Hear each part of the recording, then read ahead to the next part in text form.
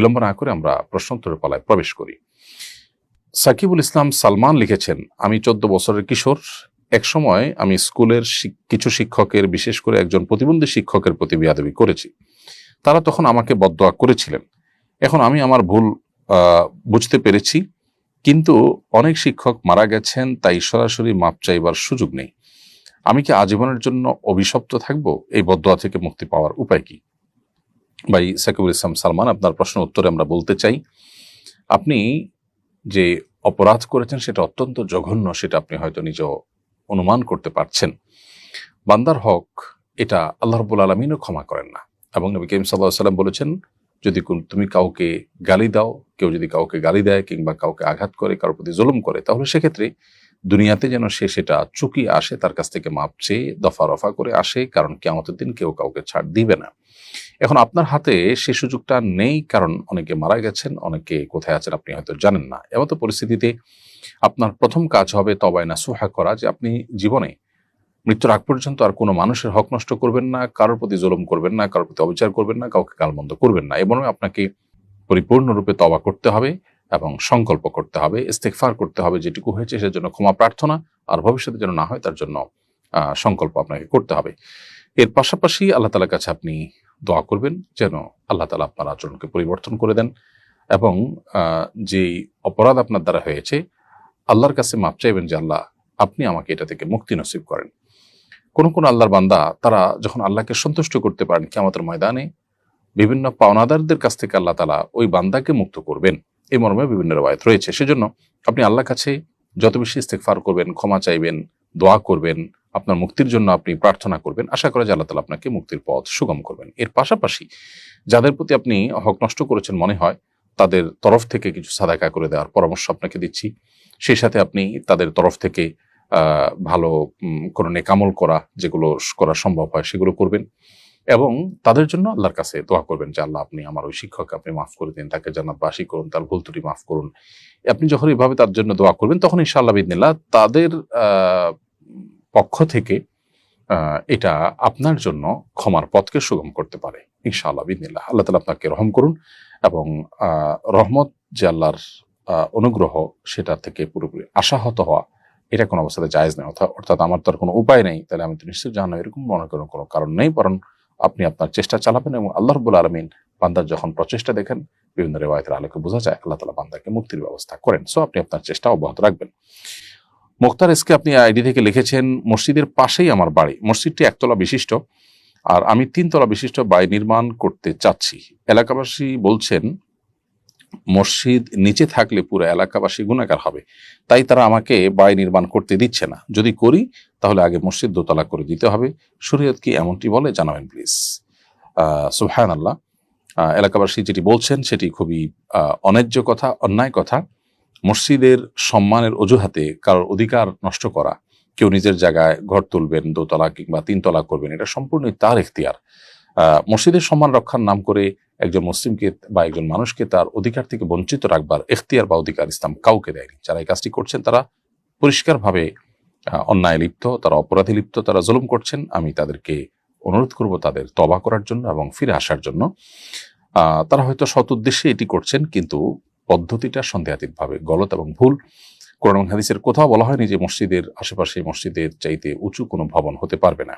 আপনারা মক্কা এবং মদিনাতে হারামাইনের বহুতল বিশিষ্ট ভবন দেখেন আশেপাশে, পৃথিবীর কোনো উলামায়ে কেরাম সেটা নিয়ে কোনো প্রশ্ন তোলেননি যে এটা জায়েজ হবে কিনা, এটা কাবার প্রতি বা মসজিদের প্রতি অসম্মান কিনা। কারণ মসজিদ অনেক উঁচু করার নিড নেই, প্রয়োজন নেই।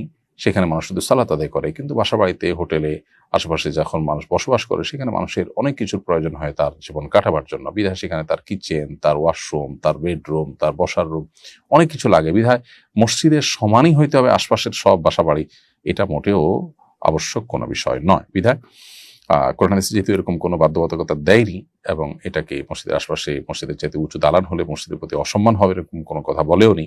অতএব আপনার ঘর বাড়ি করা থেকে আপনাকে যারা বঞ্চিত রাখছেন, তারা অন্যায় করছেন, তারা ভুল করছেন, তাদেরকে আপনি বোঝাবেন, এবং আল্লাহ তাআলার কাছে আমরা দোয়া করি আল্লাহ যেন তাদেরকে হেদায়েত দান করেন। এরপরে প্রশ্ন হলো, রবিউল আউয়াল মাস উপলক্ষে প্রতি বছর বাইতুল মুকাররমে ইসলামী বইমেলা অনুষ্ঠিত হয়। এবছর এটিকে জাতীয় পর্যায়ে সীমাবদ্ধ না রেখে আন্তর্জাতিক রূপ দেওয়া হয়েছে। আন্তর্জাতিক ইসলামী বইমেলায় বিদেশি প্রকাশনীগুলো যোগ দিতে পারছে। বইমেলা নিয়ে আপনার প্রত্যাশা কি?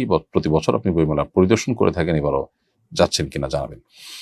ধন্যবাদ প্রিয় দর্শক। প্রথম কথা হলো যে বাইতুল মুকাররমে যে রবিউল আউয়াল মাসকে কেন্দ্র করে বইমেলা হয়ে থাকে, সেটার যে আন্তর্জাতিকীকরণ, সেটা সন্দেহাতীতভাবে একটি ভালো উদ্যোগ, এবং এর ফলে বিভিন্ন দেশে বিভিন্ন ভাষায় ইসলামিক যে সমস্ত বই পুস্তক আছে সেগুলো আমাদের দেশের পাঠকরা পড়ার এবং কেনার সুযোগ পাবেন। এটি সফল হোক সেই দোয়া করি সন্দেহাতীতভাবে। আমি প্রত্যাশা করি যে প্রকাশনীগুলো জমজমাটভাবে বইয়ের আসর জমাবেন এবং উপকারী বইগুলোর সমাহার তারা করবেন, এবং পাঠকরা বেছে বেছে তাদের উপকারী এবং উপযোগী বইগুলো কিনবেন। প্রতি বছরই রমজানে বাইতুল মুকাররমে বইমেলা হয়ে থাকে, রবিউল আউয়ালে বইমেলা হয়ে থাকে। তার ধারাবাহিকতা যে বইমেলা এবারও হচ্ছে, সেটি সন্দেহাতীতভাবে আমাদের জন্য একটা সুবর্ণ সুযোগ। আমি অবশ্য বইমেলা এবছর যেতে পারবো কিনা আমি এখনো বলতে পারছি না। নানা ব্যস্ততা আছে, দেশের বাইরে নানান সফর এবং প্রোগ্রাম, ফাউন্ডেশনের বেশ কিছু কাজের ব্যস্ততা আছে। সব মিলিয়ে বইমেলার জন্য সময় বের করা যদি সুযোগ হয়, অবশ্যই যাওয়ার চেষ্টা করব। প্রতি বছরই আমি কম বেশি যাওয়ার চেষ্টা করি। আল্লাহ তাআলা আমাদেরকে বই দ্বারায় আমাদের জ্ঞানের আলোকে আরো বেশি বৃদ্ধি করার, আলোকিত করার তৌফিক দান করুন। এমডি সোহেল রানা, আপনি আমাদের ইউটিউব চ্যানেলে প্রশ্ন করেছেন, স্বামী এবং স্ত্রী উমরায় গিয়েছেন, সেখানে স্ত্রী গর্ভবতী হয়েছেন, এখন তাদের উপর ইসলামের বিধান কি? ভাই সোহেল রানা, উমরার সফরে যদি কেউ যান এবং উমরার সফরের যেই সময়টাতে শারীরিক সম্পর্ক স্বামী স্ত্রীর মধ্যে নিষিদ্ধ, সেরকম সময় যদি তারা শারীরিক সম্পর্ক করে থাকেন, অর্থাৎ এহরামের কাপড় পরে যখন তারা উমরার নিয়ত করেছেন তখন থেকে নিয়ে তওয়াফ সাই শেষ করে মাথার চুল পুরুষরা মুন্ডন করা, নারীরা ছোট করা, তার আগ পর্যন্ত এই যে সময়টা, এই সময়টার মধ্যে যদি স্বামী স্ত্রীর মধ্যে শারীরিক সম্পর্ক হয়ে থাকে, তাহলে দেখতে হবে যে এটা তওয়াফের আগে হয়েছে কিনা। তওয়াফের যদি 4 চক্কর সম্পন্ন করার আগেই এরকমটি হয়ে থাকে, সেটা হোটেলে হতে পারে, তওয়াফের আগে হতে পারে, মাঝে যদি এরকম শারীরিক সম্পর্ক হয়ে থাকে, তাহলে সেক্ষেত্রে উমরা ভঙ্গ হয়ে যাবে, উমরাটা আবার আদায় করতে হবে। এবং এই যে এহরামরত অবস্থায় যে সমস্ত বিষয়গুলো নিষিদ্ধ, সেগুলো না মানার কারণে, অর্থাৎ স্বামী স্ত্রীর সম্পর্ক, শারীরিক সম্পর্ক কিংবা যৌনতা সংশ্লিষ্ট ক্রিয়াকর্ম থেকে বেঁচে থাকাটা আবশ্যক এই এহরামরত অবস্থাতে, সেটা তারা লঙ্ঘন করেছেন। সেজন্য তাদেরকে দম দিতে হবে, অর্থাৎ একটা ছাগল অথবা দুম্বা বা ভেড়া, এটা মক্কায় জবাই করে গরিবদেরকে খাওয়াতে হবে, কিংবা কোনো প্রতিষ্ঠানকে দায়িত্ব দিতে হবে। পাশাপাশি এই উমরা যে তাদের এই উমরাতে যে অসুবিধা তৈরি হলো বা তারা যে সমস্যা সৃষ্টি করলেন, এটার জন্য এই উমরা যদিও কন্টিনিউ তারা করবেন, শেষ করবেন, কিন্তু পরবর্তীতে উমরার কাজাও তাদেরকে করতে হবে, তার একটা উমরা তাদেরকে এহরাম পরে নতুন করে করতে হবে।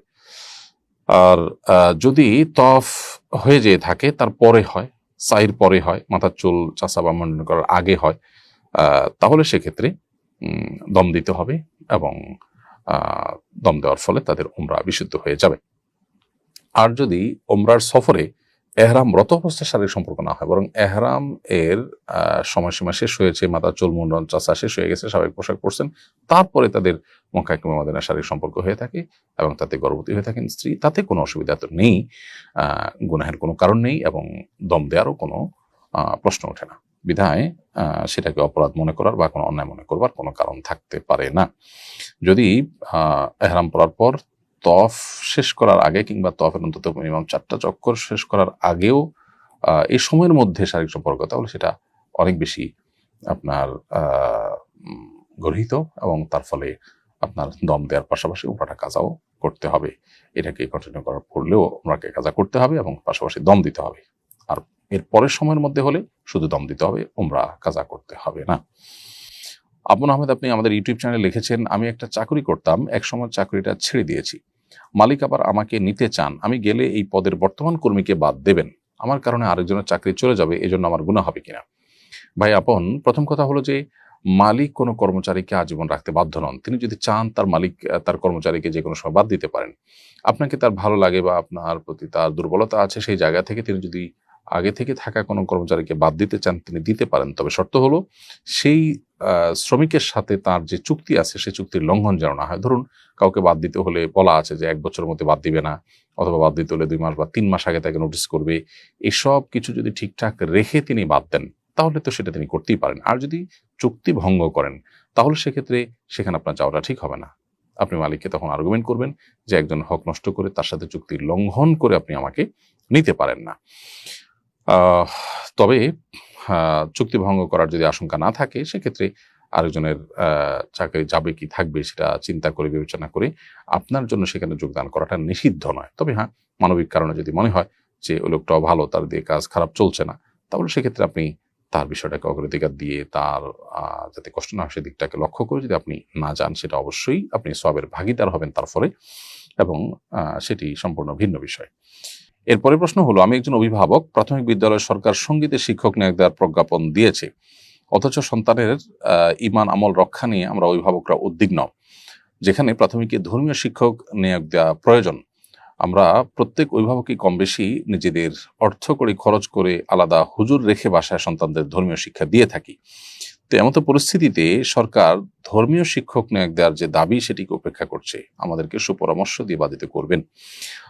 প্রিয় অভিভাবক, আমি আপনাকে বিনয়ের সাথে বলতে চাই, আপনারা বিভিন্ন রকমের শান্তিপূর্ণ আন্দোলন করতে পারেন, মানববন্ধন এবং বিভিন্ন রকমের আপনার প্লেকার্ড প্রদর্শন ইত্যাদি, সংবাদ সম্মেলন ইত্যাদির মাধ্যমে আপনাদের এই দাবি দাওয়াকে জোরালো করতে পারেন। সরকারের সর্বোচ্চ মহল পর্যন্ত যেন দাবিটি পৌঁছে যায়, সেভাবে আপনারা উদ্যোগ নিতে পারেন। আমি আপনার সাথে পুরোপুরি একমত যে আমাদের সন্তানদের ঈমান আমল রক্ষা করবার জন্য আমাদের প্রত্যেকটা অভিভাবককে আমরা উদ্বিগ্ন থাকি, বিশেষ করে কিশোর গ্যাং সহ কিশোরদের যে বুকে যাওয়ার এবং নষ্টের পথে তাদের পা বাড়াবার যে একটা আশঙ্কা দিন দিন জোরালো হচ্ছে, এটি থেকে বাঁচাবার জন্য তাদেরকে ধর্মীয় শিক্ষা এবং নৈতিক শিক্ষার কোনো বিকল্প নেই, এবং সেটার প্রয়োজনেই আমাদেরকে স্কুলে, কলেজে, শিক্ষা প্রতিষ্ঠানে ধর্মীয় শিক্ষার গুরুত্ব বাড়াতে হবে। প্রাথমিকে কোনো ধর্মীয় শিক্ষক নেই, অথচ ধর্মীয় বই আছে, তাহলে এই বইগুলো পড়াবে কারা? অনেক জায়গায় হিন্দুদেরকে দিয়ে সেগুলো পড়ানো হচ্ছে। অতএব এটি খুবই যৌক্তিক এবং গণদাবি এবং গণ আকাঙ্ক্ষার বিষয়।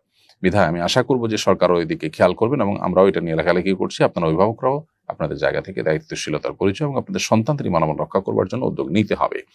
ইফতেখার সুমন আপনি লিখেছেন, আমি শুনেছি কোনো মুসলিম কোনো খারাপ চিন্তা করলে যতক্ষণ না সে তা উচ্চারণ করে বা কার্যে পরিণত করে ততক্ষণ কোনো গুনাহ হয় না।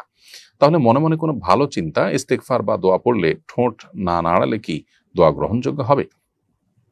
দেখুন, কোনো খারাপ চিন্তা করলে যতক্ষণ পর্যন্ত সে সেটা কাজে পরিণত না করে ততক্ষণ পর্যন্ত তার কোনো গুনাহ লেখা হয় না। এটি আপনি সঠিক শুনেছেন, এবং নবী করিম সাল্লাল্লাহু আলাইহি ওয়াসাল্লামের হাদিস রয়েছে পরিষ্কারভাবে, সেটি হলো মান হাম্মা বিসাইয়্যাতিন ফালাম ইয়ামালহা লাম তুকতাব ওয়া ইন আমালাহা কুতিবাত। নবী সাল্লাল্লাহু আলাইহি ওয়াসাল্লাম বলেছেন, সহিহ মুসলিম হাদিসটি বর্ণিত হয়েছে যে কোনো ব্যক্তি কোনো খারাপ কাজের চিন্তা যখন মনে করেছে এবং সে স্থির করেছে করবে, কিন্তু সে কাজটি করেনি, তো এর ফলে তার কোনো গুনাহ লেখা হয় না যেহেতু সে করেনি।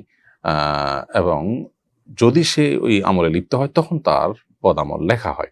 আর কোনো কোনো হাদিসে আছে কেউ খারাপ কাজ করার চিন্তা করার পর যদি সে সেখান থেকে ফিরে আসে না করে, তাহলে বরং সে সওয়াব পায়, কারণ খারাপ কাজ থেকে সে ফিরে এসেছে সেজন্য।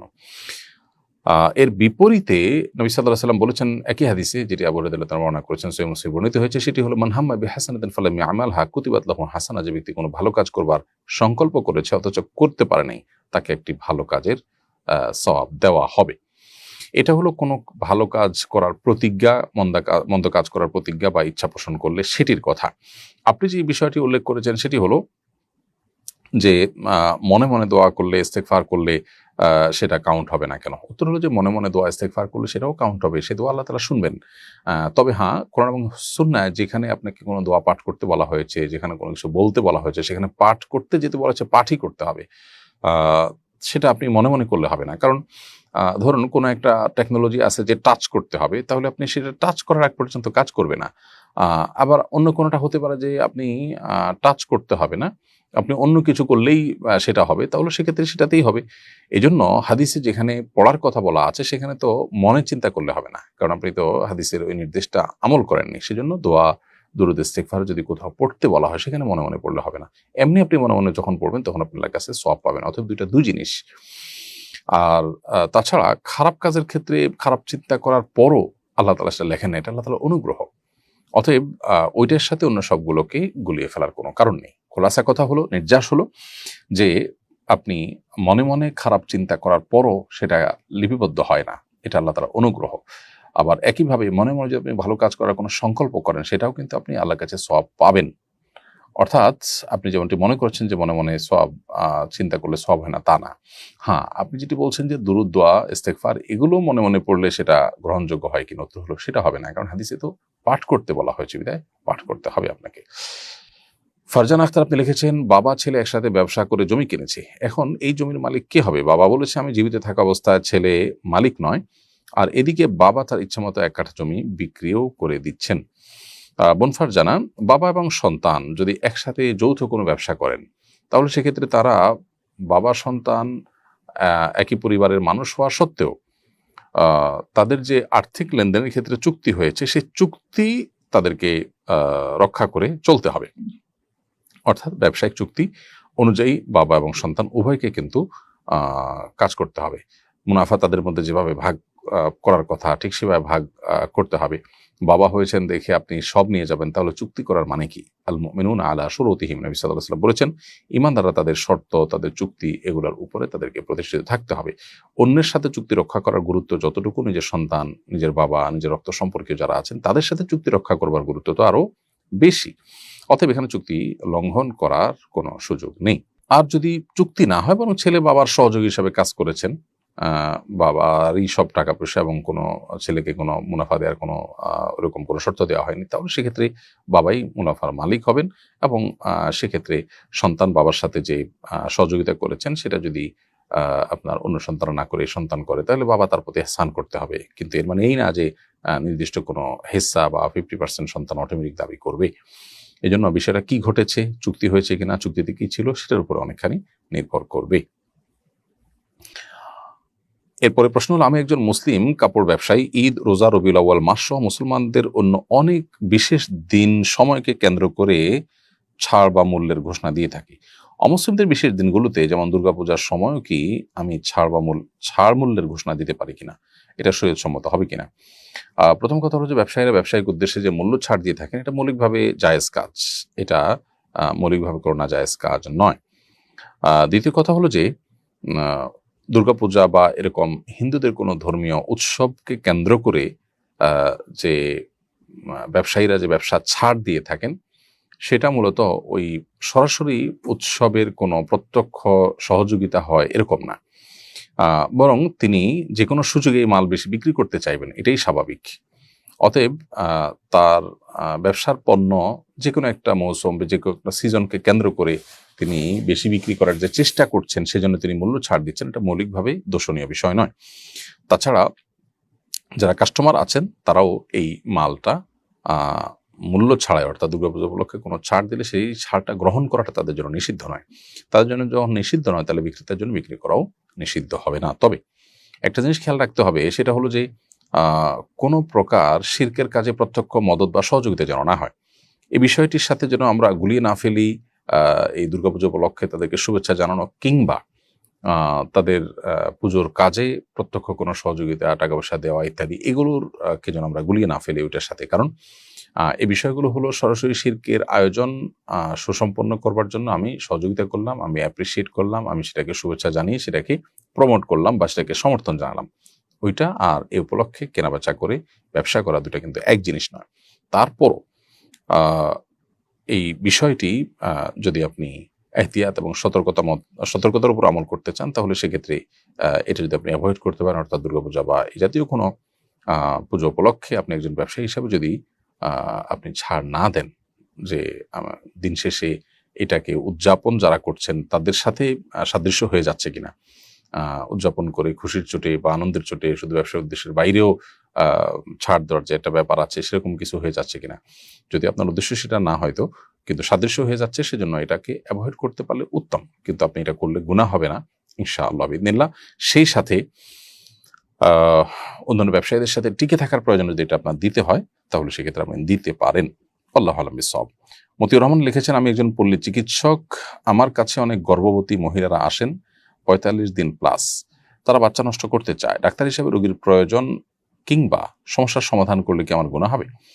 প্রথম কথা হলো যে বাচ্চা নষ্ট করা ক্ষেত্র বিশেষে জায়েজ। ধরুন বাচ্চার মধ্যে এখনো হার্টবিট আসেনি, প্রাণ আসেনি, এর মধ্যে বাচ্চার জন্ম যদি হয়, বাচ্চা যদি মায়ের গর্ভে স্থির হয় এবং যথাযথভাবে জন্ম নেয়, তাহলে সেক্ষেত্রে বাচ্চা কিংবা মায়ের জীবনের হুমকি আছে, এরকম পরিস্থিতি যদি তৈরি হয়, তাহলে সেই ক্ষেত্রে সেই পরিস্থিতিতে আপনার বাচ্চা নষ্ট করাকে উলামা কেরাম জায়েজ বলেছেন, মা বা মায়ের জীবনকে রক্ষা করবার জন্য বিশেষ করে।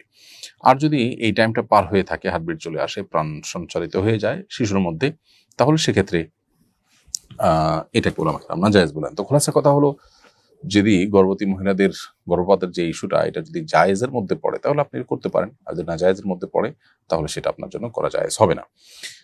যখনই আমি আল্লাহ শব্দ উচ্চারণ করি কিংবা শুনি, অটোমেটিক আমার কল্পনায় চলে আসে আল্লাহর ইয়া বড় হাত, চোখ, মুখ, বিশালাকার দেহ ইত্যাদি। এদিকে আমার আমার ইমানের কোনো ক্ষতি হবে? আমার করণীয় কি? প্রথম কথা হলো যে অনিচ্ছাকৃতভাবে আপনার মনে যে চিন্তা চলে আসে, এর ফলে ইমান মৌলিকভাবে ক্ষতিগ্রস্ত হয় না। কিন্তু আপনি ইচ্ছাকৃতভাবে এরকম চিন্তা এবং কল্পনার চেষ্টা করবেন না, বা এরকম কল্পনা মনে আসলে সেটাকে আপনি অনেক সময় ধরে লালন পালন করার চেষ্টা করবেন না, বরং অন্তরকে আপনি অন্যদিকে নিয়ে যাবেন। এবং শয়তান আপনার মধ্যে এই ধরনের ওয়াসওয়াসা তৈরি করছে, এটা আপনি বোঝার চেষ্টা করবেন, কল্পনার চেষ্টা করবেন, ভাবার চেষ্টা করবেন, এবং সাথে শয়তান থেকে পানা চাইবেন। আউযু বিল্লাহি মিনাশ শাইতানির রাজিম। শয়তান বাম দিক থেকে মানুষকে সাধারণত ধোঁকা দিয়ে থাকে, জাতীয় কুমন্ত্রণাগুলো দিয়ে থাকে। প্রতীকী থুতু 3 বার, জাস্ট থুতু থু এরকম বলে আপনি বাম দিকে 3 বার প্রতীকে থুতু নিক্ষেপ করবেন, যে শুয়ের আগার মধ্যে থুতু বের হতে পারে। এর বাইরে আপনি লা হাওলা ওয়ালা কুওয়াতা ইল্লা বিল্লাহিল আলিয়্যিল আযীম পড়বেন, আল্লাহর কাছে পানা চাইবেন।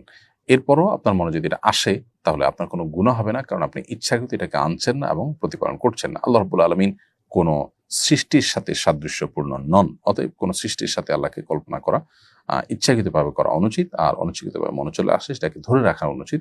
বরং আমরা অন্য চিন্তা করবো এবং শয়তান থেকে আল্লাহর কাছে পানা চাইবো। অনেকের ওয়াসওয়াসার রোগ আছে, যে তিনি এই চিন্তা থেকে বের হয়ে আসতে পারছেন না, সারাক্ষণ তার মনে এটাই ঘুরে ফিরে আসে। তাহলে সেক্ষেত্রে তিনি ওয়াসওয়াসা রিলেটেড যে রুকিয়া আছে, সেই রুকিয়ার অডিওগুলো শুনতে পারেন, কোরআন কারীমের তেলাওয়াত শুনতে পারেন, এবং দোয়া করতে পারেন, এবং রাকিদের শরণাপন্ন হতে পারেন। আল্লাহ তাআলা আপনার সমস্যার সমাধান করে আমরা দোয়া করি। সম্প্রতি একটি সংগঠন দাবি করেছে, হিন্দু সম্প্রদায়ের একটি চক্র প্রেমের ফাঁদে ফেলে মুসলিম মেয়েদের প্রতারণামূলক বিয়ে, ধর্ষণ, হত্যা, এমনকি বিদেশে পাচার করা সহ বিভিন্ন ধরনের নির্যাতন করছে। আপনি এই দাবি কতটা যথার্থ মনে করেন? অনেকদিন থেকে এটি আমরা শুনে আসছি, এবং বিভিন্ন সোশ্যাল মিডিয়াতে এটা নিয়ে অনেক লেখাজোখা হচ্ছে, আমরা দেখে আসছি। এবং এটা নিয়ে আমরা এর আগেও বলেছি যে প্রশাসনের যারা দায়িত্বশীল আছেন তাদের কর্তব্য এটার আসল রহস্য উদ্ঘাটন করা এবং করণীয় ঠিক করে নেওয়া। কারণ একটা সমাজে যদি এ ধরনের অনাকাঙ্ক্ষিত ঘটনা সত্যি ঘটে, এবং এটা নিয়ে বারবার যেহেতু দাবি ওঠা হচ্ছে, এবং বিভিন্ন স্ক্রিনশট, বিভিন্ন আলাপচারিতার বিভিন্ন তথ্য উপাত্ত সোশ্যাল মিডিয়াতে ঘুরে বেড়ায়, অতএব স্বাধীন তদন্তের মাধ্যমে এটার আসল কারণ, রহস্য এবং সত্যতা এটা নিরূপণ করা প্রয়োজন। এত বড় অভিযোগকে রাষ্ট্র কোনোভাবেই এড়িয়ে যেতে পারে না, এবং কোনোভাবেই নির্বিকার থাকতে পারে না। সেই জায়গা থেকে আমি বলবো যে তারা যেন তাদের যথাযথ কাজটা করেন। আমি ব্যক্তিগতভাবে পরিচিত প্রশাসনের বিভিন্ন ভাইদের কাছে জানিয়েছি যে এ জাতীয় পরিস্থিতি আমাদের দেশে বিভিন্ন সময়ে দেখা যায়, শোনা যায়। এটা নিয়ে আপনাদের করণীয় ঠিক করেন। তো এটা তাদের কর্তব্য, এবং সন্দেহাতীতভাবে এরকম ঘটনা ঘটে থাকলে সেটা হবে একটা সমাজের জন্য সবচেয়ে বড় দুর্ভাগ্যজনক, এবং ধর্মীয় যে সম্প্রীতি আমাদের দেশে আছে সেই নষ্ট হওয়ার অনেক বড় একটা কারণ হতে পারে এটি। মা যদি রাগ করে সন্তানের জন্য বদদোয়া করেন, পরে সন্তান ক্ষমা চাইলে এবং মা তাকে ক্ষমা করে ভালো দোয়া করলে বদদোয়ার কোনো প্রভাব সন্তানের উপরে থাকে নাকি চলে যায়? খুবই গুরুত্বপূর্ণ প্রশ্ন। প্রথম কথা হলো যে মা বাবার বদদোয়া আসতে পারে, এরকম কাজ থেকে তো আমাদের বেঁচে থাকা দরকার বলার অপেক্ষা রাখে না। যদি কখনো এরকম কোনো কাজ হয়ে যায় এবং তারাও বদদোয়া করেন, তো সেক্ষেত্রে বান্দা যদি নিজের অবস্থান থেকে ফিরে আসে, তার ভুল বুঝতে পারে, মা বাবাও যদি তাদের মন যখন শান্ত হয়, তখন তারা বদদোয়ার মানসিকতা থেকে ফিরে আসেন, আল্লাহ তাআলা সাধারণত বান্দাকে ওই বদদোয়ার কারণে ক্ষয়ক্ষতি থেকে রক্ষা করেন। আল্লাহ তাআলা কোরআনে কারিমে বলেছেন, ওয়ালাউ ইয়াজ্জালুল্লাহু আশ-শাররা ইসতা'জালাহুম বিল খাইরি লাকুদিয়া ইলাইহিম আজালুহুম। আল্লাহ তাআলা মানুষের ভালো দেওয়ার ক্ষেত্রে যতটা তাড়াহুড়ো করেন বা দ্রুততার সাথে দেন, মন্দ কোনো কিছু বা ক্ষয়ক্ষতি এটার ফায়সালা করার সময় আল্লাহ তাআলা যদি এরকম দ্রুততার সাথে করতেন, তাহলে মানুষ সব শেষ হয়ে যেত। এখান থেকে বোঝা যায় যে বদদোয়া করার পর যদি মা বাবার মনের পরিবর্তন আসে, আল্লাহ তাআলা আশা করা যায় তাকে রক্ষা করবেন। যদিও বদদোয়া করার পর সেটাকে আবার ফেরত নেওয়ার অপশন নেই, তবে মানুষ যখন ফিরে আসে এবং মানুষ যখন আল্লাহর দিকে রুজু হয় এবং তার মনের অবস্থা যখন পরিবর্তন হয়ে যায়, আল্লাহ রাব্বুল আলামিন মনের অবস্থা ভালো জানেন। তো আশা করা যায় যে আগের বদদোয়া দ্বারা তার ক্ষতি সাধন হবে না ইনশাআল্লাহ বিদিনিল্লাহ। তারপরও আমাদের মনে রাখা উচিত যে আল্লাহ তাআলা যে কোনো অন্যায় বা যে কোনো জুলুম যদি কেউ করে, সে অন্যায়কারী জুলুমকারীর প্রতি শাস্তি আল্লাহ যে কোনো সময় দিতে পারেন, এবং তার বিরুদ্ধে মাজলুমের যদি বদদোয়া থাকে, মা বাবার যদি জুলুমের শিকার হন বা তারা যদি মনে কষ্ট পান, তাহলে সেই বদদোয়াটা খুবই ডেঞ্জারাস। এই জন্য এটা থেকে বেঁচে থাকতে হবে এবং মা বাবাকে সন্তুষ্ট করার চেষ্টা করতে হবে সবসময়। আশা করা যায় যদি আপনার চেষ্টা অব্যাহত রাখেন এবং তওবা করে ফিরে আসেন, আল্লাহ তাআলা আপনাকে রক্ষা করবেন এবং আপনার পূর্বের বদদোয়ার কারণে আপনার ক্ষতি হবে না। এরপরে প্রশ্ন করেছেন মিসেস শাকিল, আপনি লিখেছেন আইডি থেকে, আমার স্বামী আমাকে বাবার বাড়ি যেতে দেয় না, তার মন চাইলে যেতে দেয়, মন না চাইলে যেতে দেয় না। আমাদের পারিবারিক কোনো সমস্যা নেই, আমি কি স্বামীর অনুমতি ছাড়া বাবার বাড়ি যেতে পারবো? প্রিয় বোন, আপনার প্রশ্ন উত্তরে বলতে চাই যে যে কোনো স্ত্রী তার বাবার বাড়ি যাওয়া, বাবা মার সাথে সম্পর্ক রাখা, যোগাযোগ রক্ষা করা, এটা তার অধিকার। আল্লাহ তাআলা আমাদের সবাইকে রক্ত সম্পর্কীয় আত্মীয় স্বজনের সাথে সুসম্পর্ক বজায় রাখতে বলেছেন। অতএব ছেলেদের জন্য যেরকম তার রক্ত সম্পর্কীয় আত্মীয় স্বজনের সাথে সুসম্পর্ক বজায় রাখা, এটা তার জন্য যেমন কর্তব্য, একজন নারী হিসাবে স্ত্রীরও তার বাবা মার সাথে সম্পর্ক রাখা এটা তার কর্তব্য। অতএব তার কর্তব্য পালনে বাধা দেওয়ার এখতিয়ার কিন্তু স্বামীর নেই। বিধায় আপনার স্বামী যদি আপনাকে মোটেই আপনার শ্বশুর বাড়িতে, আপনার বাবার বাড়িতে যেতে না দেন, তাহলে তিনি অন্যায় করছেন এবং তার তওবা করা উচিত। আর যদি তিনি আপনাকে যেতে দেন কিন্তু হয়তো আপনি অনেক ঘন ঘন যান, সেই জায়গায় তিনি বাধা সৃষ্টি করেন, এরকম যদি হয় তাহলে সেক্ষেত্রে সেটা অন্যায় হবে না। এজন্য আসলে দেখা উচিত যে আপনি কি পরিমাণ যেতে চান, তার রেশিওটা কি। যদি আপনি যেটা যেতে চান সেটা আসলে আমাদের সমাজে স্বাভাবিকভাবে বাবা বাড়ির কাছে থাকলে মেয়েরা যতটা যায় তার চেয়ে বেশি, অথবা দূরে থাকলে যতটা যায় মানুষ অন্য 10টা ফ্যামিলিতে, সেই ওরফ বা সেই প্রচলনের চাইতে অনেক বেশি আপনি চান, স্বামীর সাধ্যের চাইতে বেশি আপনি তার উপরে চাপাতে চান বা তার স্বামীর জন্য কষ্টের কারণ হয়, তাহলে সেক্ষেত্রে স্বামী আপনাকে বাধা দেওয়াটা অন্যায় নয়। এই জন্য পুরো পরিস্থিতিটাকে পর্যালোচনা করে তারপর আপনাকে অ্যাকচুয়াল এবং কনক্রিট প্রশ্নের উত্তর দেওয়া যাবে। আপাতত যেটুকু বলবো সেটা হলো যে একেবারে যদি আপনাকে যেতে না দেয়, যে তুমি যেতেই পারবা না, কথাই বলতে পারবে না, অনেক সময় দেখা যায় মনোমালিন্যের কারণে অনেক স্বামী এরকম করেন, তাহলে সেটা অন্যায় হবে।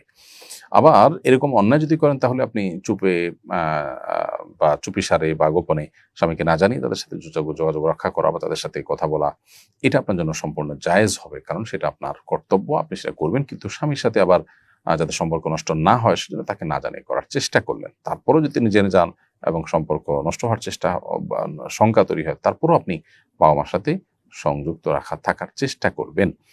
যদি বাবা মা নিজেই বলেন যে না বাবা তুমি ভালো থাকো, মা তুমি ভালো থাকো, আমাদের এখানে না আসলেও চলবে, তাহলে সেক্ষেত্রে আপনার জন্য এটা আবশ্যক নয়। তবে আপনার অধিকার আছে, আপনি তাদের সাথে যোগাযোগ করতে পারেন এবং যেতে পারেন, সেই যাওয়াটা যদি অস্বাভাবিক পর্যায়ে না হয়। কাতারে ইসরায়েলের হামলার প্রেক্ষিতে মুসলিম রাষ্ট্রের নেতারা দোহায় জড়ো হয়েছেন। ইসরায়েলকে উপযুক্ত জবাব দেওয়ার ক্ষেত্রে এটা কতটুকু ফলপ্রসূ হবে বলে আপনি মনে করেন? দেখুন, দুঃখের একটি বিষয় হলো যে আরব মুসলিম রাষ্ট্রগুলোর নেতারা বসেছেন এবং এই ধরনের বসাবসির আগেও হয়েছে, যেখানে অভিশপ্ত রাষ্ট্র একটি মুসলিম রাষ্ট্রে হামলা করেছে এবং অনধিকার চর্চা করেছে। পৃথিবীর ইতিহাসে সবচেয়ে বড় জুলুম যারা করে চলেছে, তাদের এহেন কর্মকাণ্ডে মুসলিম দেশগুলো যে পরিমাণ শক্তি সামর্থ্য নিয়ে তারা এটাকে প্রতিরোধ করা দরকার ছিল, অন্তত তাদের জায়গা থেকে যে জোরালো প্রতিবাদ এবং কার্যকর ভূমিকা নেওয়ার কথা ছিল, তার ধারে কাছেও কোনো সময়ই মুসলিম রাষ্ট্রগুলো নিতে পারেনি। এটা আমাদের জন্য দুর্ভাগ্যের বিষয়। অতএব তাদের এই বসার দ্বারা যে কি হবে সেটা আসলে বলা কঠিন এবং সেটা নিয়ে অনেক বেশি আশাবাদী হওয়ারও জায়গা খুব বেশি নেই। তারপরও একটা জিনিস ভালো লেগেছে, তা হলো এই যে আরব মুসলিম রাষ্ট্রের নেতারা একত্র হয়েছেন, তারা ন্যাটোর মতো করে আরব মুসলিম রাষ্ট্রগুলোর একটি আলাদা সামরিক জোট গঠন করবার কথা তারা তুলেছেন। এটা সন্দেহাতীতভাবে প্রশংসনীয় এবং ইতিবাচক। এটা যদি কার্যকর হয়, আমার মনে হয় এটা মুসলিম বিশ্ব এবং আরব বিশ্বের জন্য ভালো কিছু বয়ে আনবে। আল্লাহ তাআলা আমাদেরকে ঈমানের চেতনা উজ্জীবিত হওয়া এবং আমাদের নেতাদের মধ্যে ঈমানের চেতনা আল্লাহ তাআলা উজ্জীবিত করার তৌফিক দান করুন তাদেরকে, এবং অভিশপ্ত দেশের এই জুলুমের পথ বন্ধ হোক। আমাদের মধ্যে মুসলিম হিসাবে আত্মসম্মান বোধ জেগে উঠুক, আমাদের নেতাদের মধ্যে সেটি জেগে উঠুক। প্রিয় দর্শক, আমরা ঠিক অনুষ্ঠানের মাঝামাঝি পর্যায়ে এসে পৌঁছেছি। সময় হয়েছে ছোট্ট একটি বিরতিতে যাওয়ার। বিরতির পর আবার আমরা ফিরে আসবো ইনশাআল্লাহ শরঈ সমাধানের অনুষ্ঠানে। আশা করছি আমাদের সঙ্গেই থাকবেন। ব্যক্তি স্বাবলম্বী না হলে পরিবার এগোবে না, পরিবার না এগোলে সমাজ এগোবে না, সমাজ না এগোলে রাষ্ট্র থমকে দাঁড়াবে। তাই ব্যক্তিকে স্বাবলম্বী করে তুলতে আস সুন্নাহ ফাউন্ডেশন স্বাবলম্বীকরণ প্রকল্প হাতে নিয়েছে কয়েক বছর আগে। এই প্রকল্পের আওতায় শুধু 2024 সালেই 2052 জনকে 30,000 টাকা মূল্যের স্বাবলম্বী উপকরণ দেওয়ার পর বেশিরভাগই ঘুরে দাঁড়িয়েছে। 2025 সালে দক্ষ দরিদ্র জনগোষ্ঠীকে 50,000 থেকে 3 লক্ষ টাকা মূলধন উপকরণ দেওয়ার কার্যক্রম ইতোমধ্যেই শুরু হয়েছে।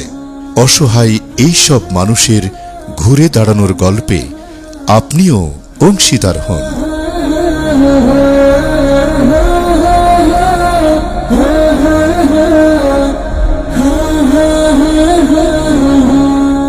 বিরতির পর আবার আপনাদেরকে স্বাগতম জানাচ্ছি শরীর সমাধান অনুষ্ঠানে।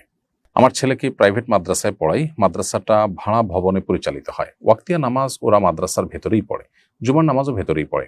ভাড়া ভবনে জুমার নামাজ আদায় করলে নামাজ হবে কিনা, বাইরে বের হলে নাকি ছাত্ররা পালিয়ে যাওয়ার সম্ভাবনা আছে? প্রথম কথা হলো যে যেই জায়গায় ওয়াক্তিয়া নামাজ আদায় করছে তারা ভাড়া ভবনে, সেখানে তারা জামাতের সাথে জুমার নামাজ আদায় করলেও আদায় হয়ে যাবে, অতএব তাদের নামাজ হয়ে যাবে, এতে কোনো সন্দেহ নেই। তবে নামাজ, বিশেষ করে জুমার নামাজ মসজিদে গিয়ে পড়াটাই হলো শরিয়ার নির্দেশ এবং সেটাই কর্তব্য। কোনো ওজোরের ভিত্তিতে যদি মসজিদে না যেয়ে কোনো ভবনে আদায় করা হয় তাহলে সেটা জায়েজ আছে, তবে এটা মূল নিয়ম না।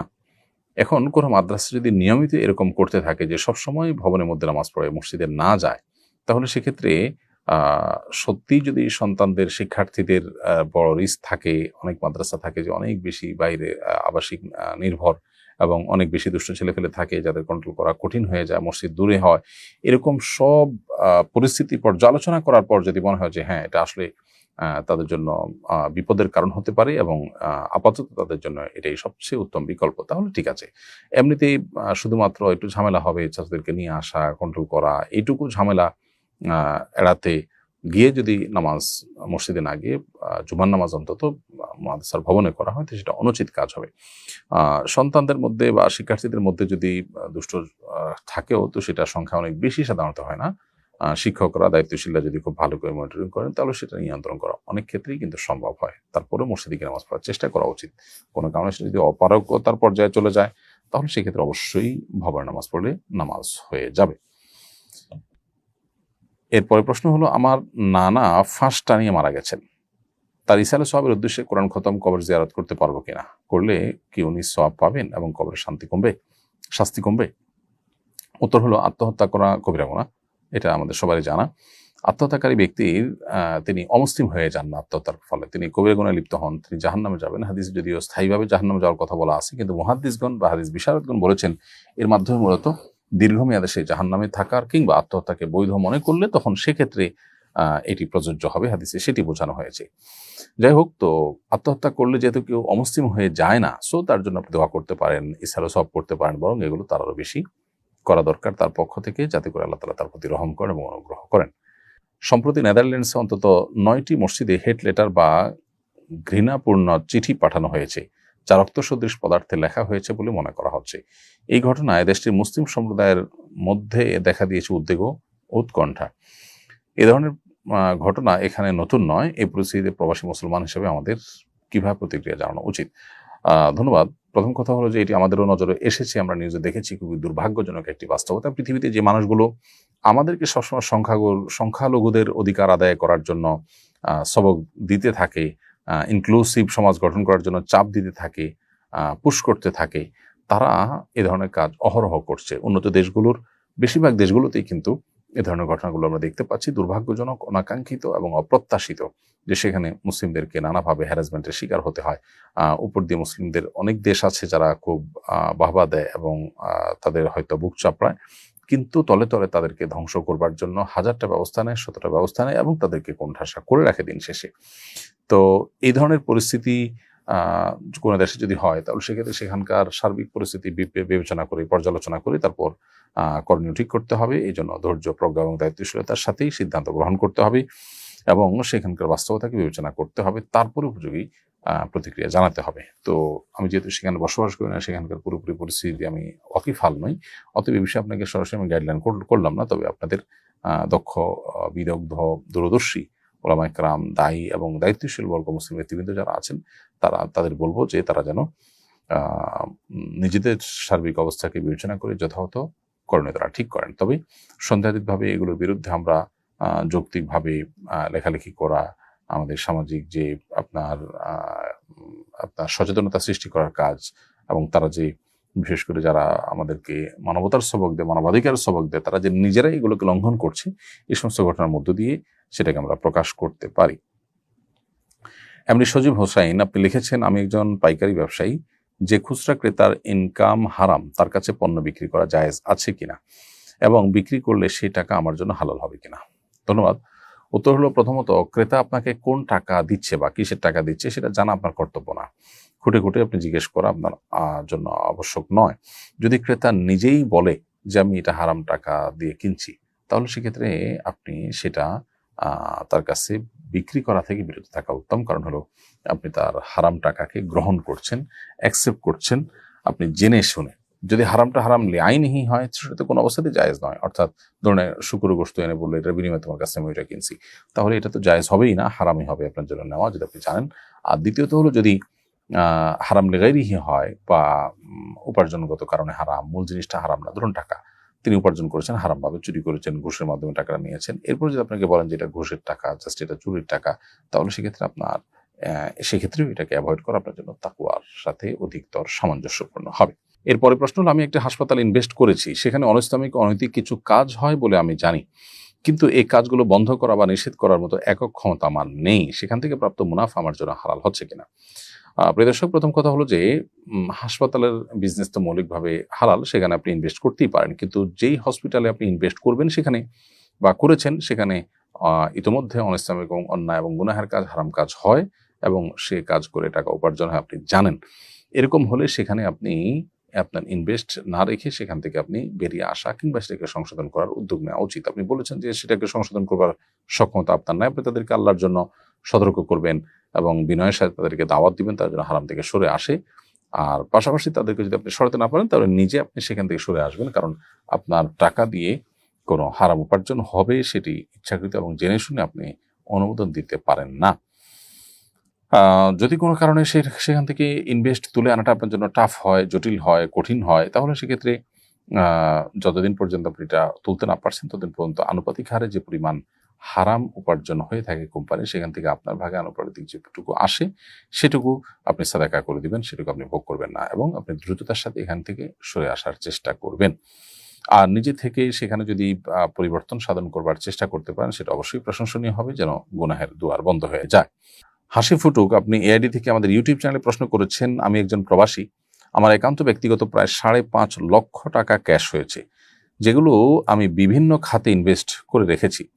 ভাবছি ফাইনাল এক্সিটে দেশে গিয়ে ছোটখাটো একটা ব্যবসা করবো। এখন প্রশ্ন হলো, এই টাকার উপর কি আমার হজ ফরজ হয়ে গেছে? প্রিয় ভাই প্রবাসী, আপনাকে বলছি যে আপনার ব্যক্তিগত যে 5.5 লক্ষ টাকা ক্যাশ হয়েছে সেগুলো আপনি বিভিন্ন জায়গায় ইনভেস্ট করে রেখেছেন। এই টাকা যদি আপনার কাছে হাতে আসার পর হজ করবার মতো কোনো সুযোগ তৈরি হয়, ধরুন আমাদের দেশে টাকা আসার পর একটা সময় প্রি রেজিস্ট্রেশন করতে হয়, এই সময়সীমার মধ্যে আপনার কাছে টাকা আসে, তাহলে আপনাকে অবশ্যই হজ করতে হবে। অর্থাৎ টাকা আসছে, আপনি হজ করার মতো টাকা পেয়েছেন, তাহলে আপনাকে হজের জন্য টাকা জমা দিয়ে দিতে হবে। আর যদি এমন হয় যে না, সে সময়সীমা পার হয়ে গেছে, এখন আর টাকা জমা দেওয়ার সুযোগ নাই, তাহলে তো আপনার উপর এখন হজ ফরজ হলো না। কিন্তু পরবর্তীতে আবার যখন হজের জন্য টাকা জমা দেওয়ার সুযোগ তৈরি হবে বা শুরু হবে, তার আগে আগে যদি আপনি খরচ হয়ে যায়, ইনভেস্ট করে ফেলেন কোনো জায়গায় এবং এমন জায়গায় ইনভেস্ট করেন যেটা আসলে কলকারখানা করেছেন, জমি জমা কিনেছেন, এই টাইপের যদি ইনভেস্ট করেন, তাহলে সেক্ষেত্রে আপনার হজ ফরজ হবে না। তাহলে খোলাসা কথা হলো, যদি আপনার কাছে এই টাকা আসার পর হজের জন্য টাকা জমা দেওয়ার সুযোগ থাকে, ওই সময়টা আপনি পান আর টাকাটা আপনার কাছে থাকে ইনভেস্টে বা ক্যাশে, ব্যাংকে, যেখানে হোক, তাহলে সেক্ষেত্রে আপনার উপর হজ ফরজ হবে। কারণ হজের মৌসুমগুলোতে হজ করার মতো টাকা থাকলে তার জন্য হজ ফরজ হয়। এখন বাংলাদেশ থেকে বা আপনি যেখানে আছেন সেখান থেকে আপনি হজ করার জন্য বাংলাদেশ থেকে এসে বা ওখান থেকে যে টাকা লাগে, আপনার যে টাকা আছে সেটাতে যথেষ্ট হয়ে যায়, তাহলে আপনাকে হজ করতে হবে।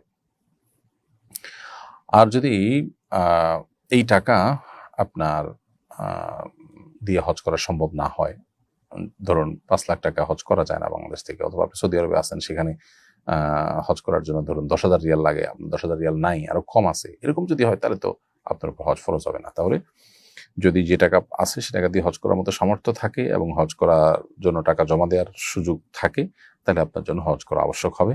অন্য কাজ পরে করবেন এবং আল্লাহ তাআলা বরকত দান করবেন জীবনে। আপনি যখন হজ করে ফেলবেন, হাদিসে নবী সাল্লাল্লাহু আলাইহি ওয়াসাল্লাম পরিষ্কারভাবে বলেছেন যে হজের মাধ্যমে মানুষের দারিদ্র্য দূর হয়, আল্লাহ তাআলা মানুষের অভাব দূর করে দেন, বরকত আসে মানুষের জীবনে। এই জন্য আপনার হজ আপনি করবেন।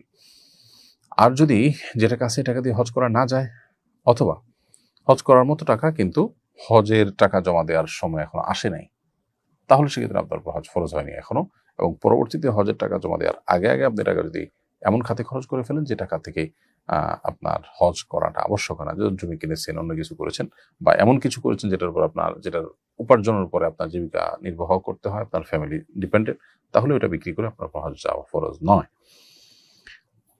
এরপরে প্রশ্ন করেছেন তাহমিনা খান, আপনি লিখেছেন মেয়েদেরকে হাফেজা নাকি আলেমা কোনটা বানানো ভালো এবং উত্তম হবে? সন্দেহাতীতভাবে হাফেজের চাইতে আলেমের মর্যাদা অনেক বেশি।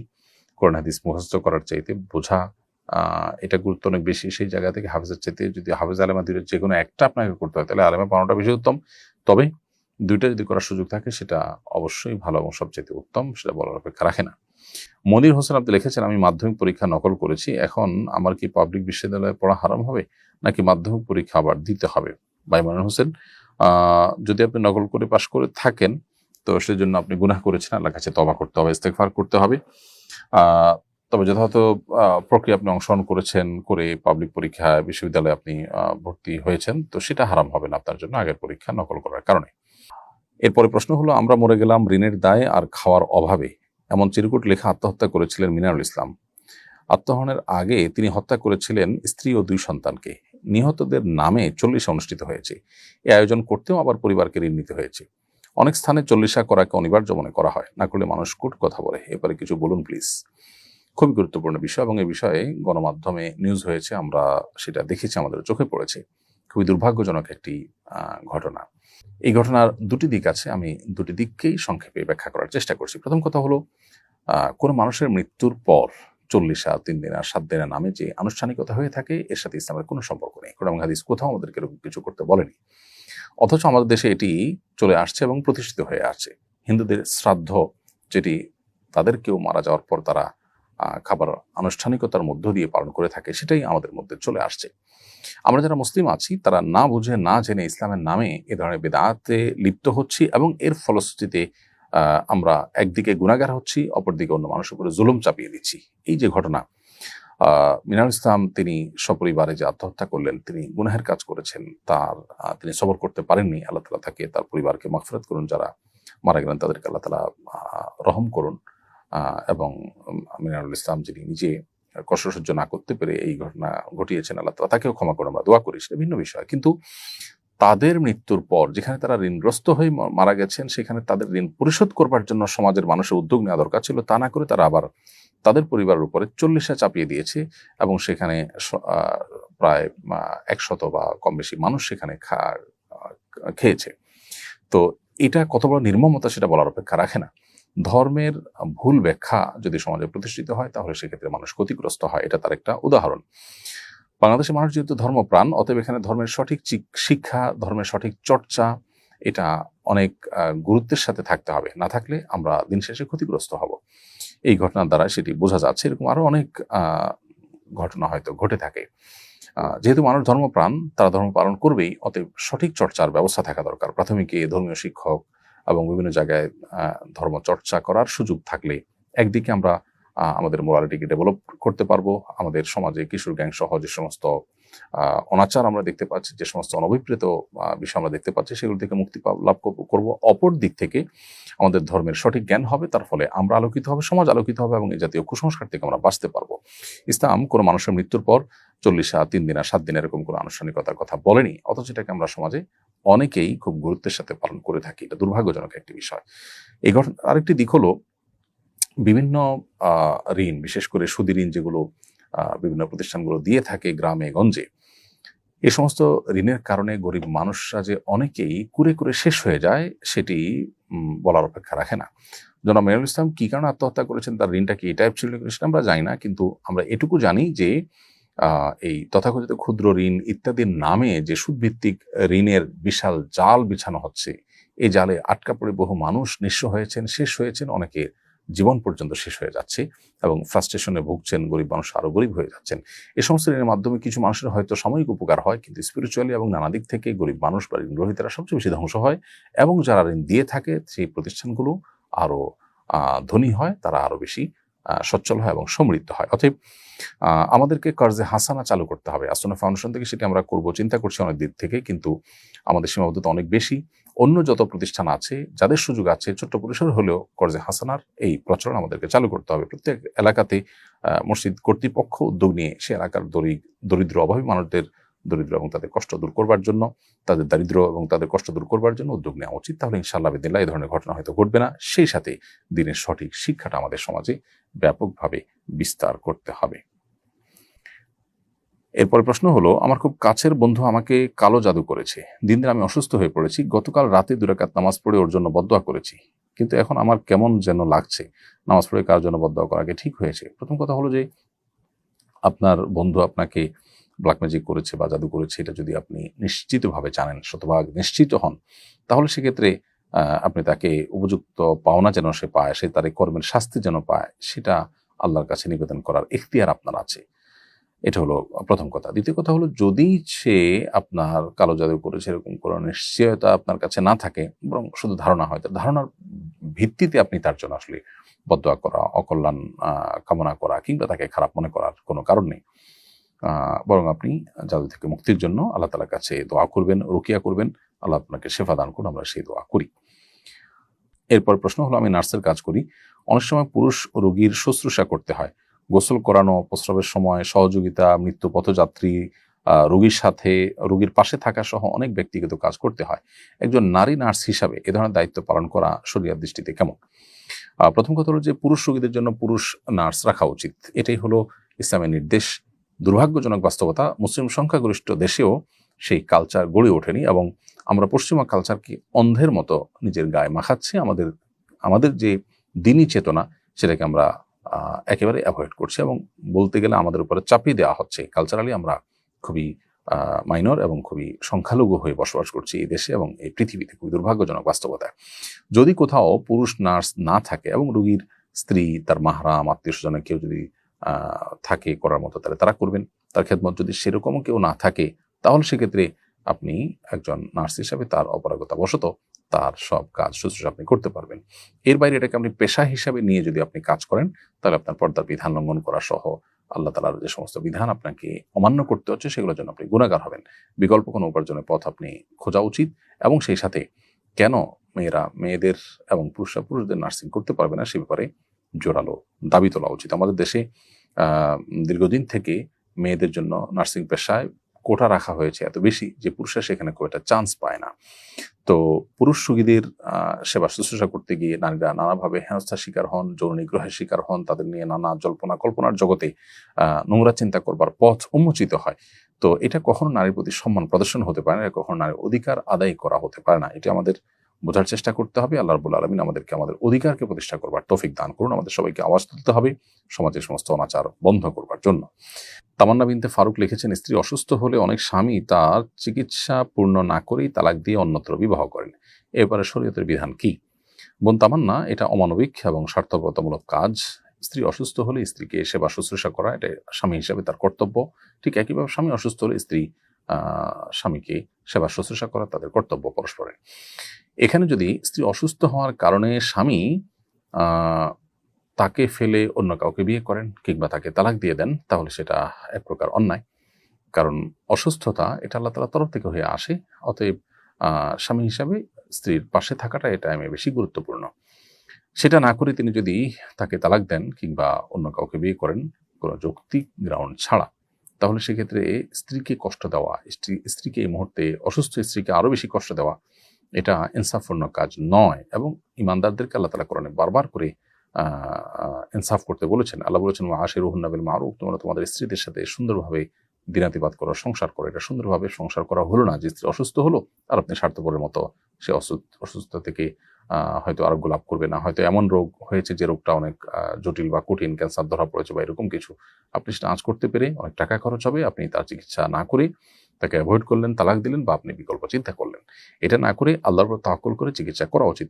একই কাজ অনেক স্ত্রীও করেন, যে স্বামী হয়তো বড় কোনো রোগে ধরা পড়েছে, তখন তার কাছে ডিভোর্স নিয়ে তিনি অন্য কোথাও বিয়ে বসছেন। এটাও স্বার্থপরের মতো কাজ, মুসলিম সুলভ কাজ নয়। আল্লাহর উপর তাওয়াক্কুল করতে হবে। পৃথিবীটা খুবই সংক্ষিপ্ত, জীবনটা খুবই সংক্ষিপ্ত।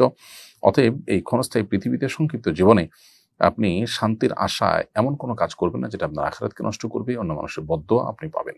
সেটি আমাদের খেয়াল রাখতে হবে। হ্যাঁ, স্ত্রী যদি অসুস্থতার কারণে দীর্ঘদিন অসুস্থ থাকেন, এর ফলে স্বামী যদি তার চরিত্র হেফাজত করার ব্যাপার এবং প্রশ্ন ওঠে, স্ত্রী দ্বারা সেটি যদি না হয়, তাহলে সেক্ষেত্রে তার চরিত্র রক্ষা করার মতো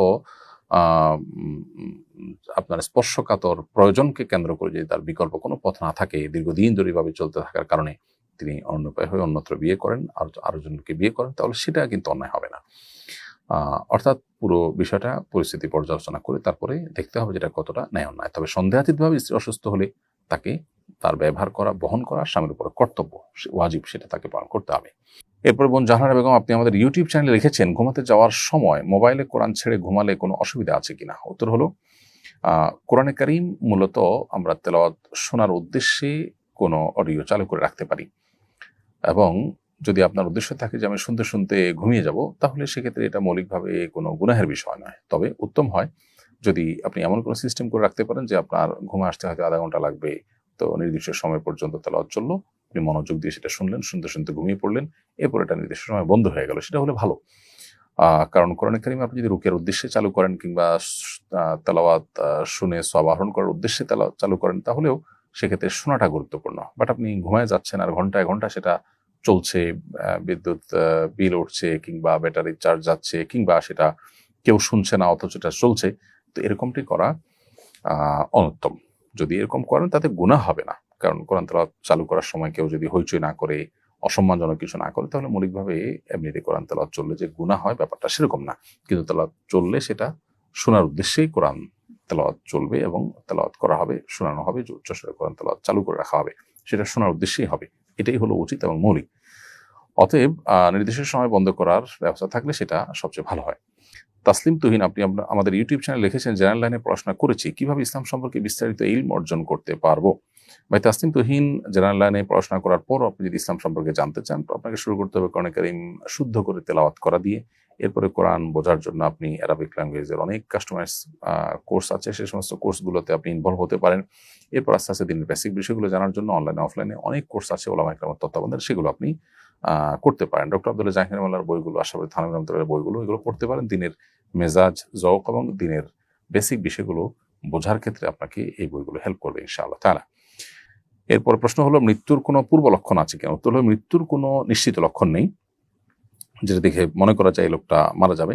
তবে অনেক মানুষ অভিজ্ঞতার আলোকে মৃত্যুর লক্ষণ বুঝতে পারে। যেমন আব্দুল্লাহ ইবনে আব্বাস রাদিয়াল্লাহু তাআলা আনহুর মৃত্যু যখন ঘনিয়ে আসে, তখন নবী করিম সাল্লাল্লাহু আলাইহি ওয়াসাল্লাম তার চেহারা দেখে বুঝতে পেরেছিলেন। এটা রেয়ার, এবং এইটা দিয়ে অবশ্য আমরা সাধারণ মানুষ কারোর মৃত্যুর আলামত বলে দিতে পারবো না। এটা নবী সাল্লাল্লাহু আলাইহি ওয়াসাল্লাম বুঝেছেন, আল্লাহ তাকে শেফার আসাদ দিয়েছেন, দূরদৃষ্টি দিয়েছেন। সাধারণত মানুষের মৃত্যুর কোনো লক্ষণ দেখে মানুষ নিশ্চিতভাবে বুঝতে পারে না। আজকাল ট্রিটমেন্টে ডাক্তাররা রোগীর বিভিন্ন অবস্থা দেখে ধারণা করতে পারেন যে তার মৃত্যু ঘনিয়ে আসছে, সেটা ভিন্ন বিষয়। সেটা সায়েন্টিফিক্যালি দেখতে পাচ্ছেন যে লোকটা মারা যাওয়ার মুখোমুখি। একজন মানুষ পানিতে পড়ে গেছে, ডুবে গেছেন, এরপরে এটা দেখে আমরা এই লক্ষণ দেখে বুঝতে পারছি যে তিনি মৃত্যুর মুখে এখন পতিত হচ্ছেন, এরকম অনেকটা ডাক্তারদের বিষয়টা। তবে কোনো ধরনের পূর্ব লক্ষণ ছাড়াই হঠাৎ করে মানুষ মারা যাওয়ার নজির আমাদের সামনে অনেক আছে। বিধায় মৃত্যু কখন আসবে আমি লক্ষণ দেখে বুঝবো, এর জন্য অপেক্ষা না করে আমাদের সবসময় মৃত্যুর জন্য প্রস্তুত থাকা উচিত।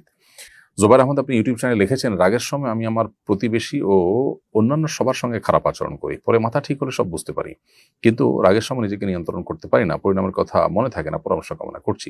রাগ নিয়ন্ত্রণ করবার জন্য কোরআন এবং হাদিসে রাগ নিয়ন্ত্রণ করবার যে পুরস্কার আছে, সে সংক্রান্ত হাদিসগুলোকে আপনি আপনার চোখের সামনে সবসময় যেন পড়ে কোথাও লিখে রাখতে পারেন, বারবার চর্চা করতে পারেন, এই সংক্রান্ত আলোচনা বারবার শুনতে পারেন, বই পুস্তক বারবার পড়তে পারেন। সেই সাথে রাগ যাতে আপনার নিয়ন্ত্রণের বাইরে না যায়, দাঁড়ানো অবস্থায় রাগ হলে বসে যাওয়া, বসা অবস্থায় হলে শুয়ে যাওয়া, কিংবা এক জায়গায় রাগ হলে সেখান থেকে সরে যাওয়া, কারো প্রতি রাগ হলে রাগের মুহূর্তে তাকে কিছু না বলে কিছুক্ষণ পরে বলা, গ্যাপ দিয়ে বলা, এভাবে যখন আপনি চেষ্টা করবেন, ইনশাআল্লাহ আপনার রাগ নিয়ন্ত্রণ করতে পারবেন। এছাড়া রাগ উঠে গেলে আপনি কাউকে কিছু বলতে গেলে, রিয়াক্ট করতে গেলে তার আগে উযু করে নিলে আপনার রাগ অনেকখানি প্রশমিত হবে ইনশাআল্লাহ। এবং নবী সাল্লাল্লাহু আলাইহি ওয়াসাল্লাম শেখানো আরেকটি আমল হলো আউযু বিল্লাহি মিনাশ শাইতানির রাজিম পাঠ করলেও রাগ নিয়ন্ত্রণে আসে এবং মানুষ রাগের ক্ষতি থেকে রক্ষা পায়।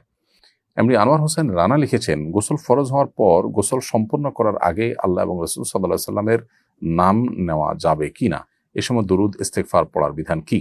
ভাই আনোয়ার হোসেন, ফরজ গোসল না করে গোসল ফরজ হওয়ার পর গোসল করার আগ পর্যন্ত তাসবিহ, তাহলিল বা জিকির এগুলো করা যায়, এগুলো নিষেধ নয়। কোরআনে কারীমের তেলাওয়াত করা যায় না, নামাজ পড়া যায় না, মসজিদে প্রবেশ করা যায় না। এছাড়া আল্লাহর নাম, রাসূলের নাম কিংবা দুরূদ, ইস্তেগফার বা সাধারণ জিকির এগুলো নাজায়েজ কিংবা হারাম নয়।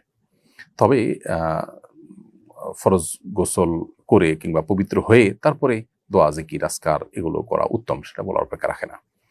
অপরিচিতা, আপনি লিখেছেন এই আইডি থেকে, আমার স্বামী নামাজ পড়ে না, দিনের কোনো জ্ঞান নেই, নিজের ইচ্ছা মতো ফতোয়া দেয়, আমার সাথে দুর্ব্যবহার করে, মারধর করে, কোরআন হাদিসের কথা বললে আরো বেশি অত্যাচার করে, আত্মীয় স্বজন দিয়ে অনেক চেষ্টা করেও কোনো ফল হয়নি, আমাদের 2 সন্তান আছে, এই পরিস্থিতি ইসলামের দৃষ্টিতে আমাদের করণীয় কি?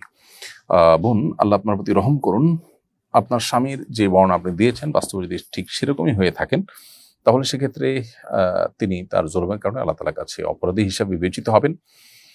এবং আপনি আপনার চেষ্টা যেমনটি বলেছেন ধারাবাহিকভাবে আপনি করেছেন, নিজে বুঝিয়েছেন, আত্মীয় স্বজনদের চেষ্টা করেছেন, হয়নি।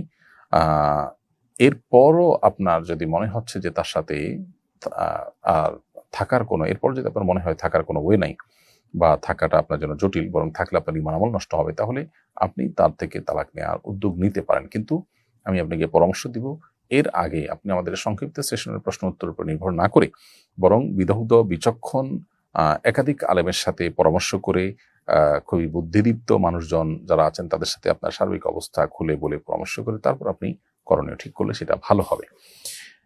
যদি আপনার এমন মনে হয় যে তার সাথে চলতে গেলে আপনি নিজে গুনাহে লিপ্ত হবেন, আপনি নিজেকে ঠিক রাখতে পারবেন না, আর কোনোভাবে তার সংশোধনের পথ নেই, তাহলে সেক্ষেত্রে আপনি তালাকের উদ্যোগ নিতে পারেন, তার কাছ থেকে তালাক নেওয়ার উদ্যোগ নিতে পারেন। আর না হলে আপনি সবর করবেন এবং আল্লাহ তাআলার কাছে হেদায়েতের জন্য তার চেষ্টা এবং দোয়া অব্যাহত রাখবেন। পুরো পরিস্থিতি যেহেতু আমার কাছে বিস্তারিতভাবে ক্লিয়ার নয়, সেজন্য আমি আসলে আপনার বিষয়ে সরাসরি কোনো সমাধান দিলাম না, মৌলিক নীতিমালা শুধু আপনাকে বললাম। এমডি ইউসুফ আলী লিখেছেন, বিয়ের ক্ষেত্রে কার ইচ্ছাকে সবচেয়ে গুরুত্ব দেওয়া উচিত, বাবা মায়ের নাকি নিজের? বিয়ের ক্ষেত্রে শরীয়ত পাত্রপাত্রীর ইচ্ছাটাকে সবচেয়ে গুরুত্ব দেয় এবং তাদের ইচ্ছার ভিত্তিতেই বিয়ে হবে। বাবা মার ইচ্ছাতে বিয়ে হয় না, যদি না পাত্রপাত্রী নারাজ থাকে বা অসন্তুষ্ট থাকে বা তারা যদি অসম্মত থাকে তাহলে বিয়ে হয় না। তো এই জন্য পাত্রপাত্রীর মতামতের গুরুত্ব বিয়েতে সবচেয়ে বেশি। তবে পাত্রপাত্রীর উচিত বাবা মার মূল্যায়ন, তাদের মতামত এগুলোকে যথাসম্ভব আমল নিয়ে তারপর বিয়ে করা। কারণ কোরআন কারীমে আল্লাহ তাআলা বিয়ে জিনিসটা অভিভাবককে করাতে বলেছেন, আনকিহুল আয়ামা মিনকুম ওয়াস-সালিহিন মিন ইবাদিকুম ওয়া ইমাইকুম। আল্লাহ বলেছেন তোমরা তোমাদের দাস-দাসীদেরকে, তোমাদের অধীনস্থ যারা আছে তাদের বিয়ে দাও। তো এখানে অভিভাবককে দায়িত্ব দেওয়া হয়েছে কিন্তু বিয়ে দেওয়ার জন্য, সেজন্য তাদের মতামত নেওয়াটা সন্তানদের কর্তব্য। ভেবেচিন্তে বিজ্ঞজনদের সাথে পরামর্শ করে যেটা অধিক কল্যাণকর মনে হবে সেটাকেই প্রাধান্য দেওয়া উচিত। অনেক সময় দেখা যায় সন্তানরা নিজেরা অনভিজ্ঞ হওয়ার কারণে তারা তাদের কল্যাণ কোথায় হবে এটা বুঝে উঠতে পারে না। এই জন্য বাবা মায়ের আশ্রয় নেওয়া উচিত, তাদের সহযোগিতা নেওয়া উচিত এবং ইসলাম সেটাই আমাদেরকে করতে বারবার উৎসাহিত করেছে। অভিভাবকের বিষয়টি বিয়েতে এই জন্য গুরুত্বপূর্ণ, কিন্তু মূল এই ক্ষেত্রে সিদ্ধান্ত দেওয়ার মালিক কিন্তু পাত্রপাত্রী। বাবা মার ওপিনিয়ন নেবেন এবং সেটাকে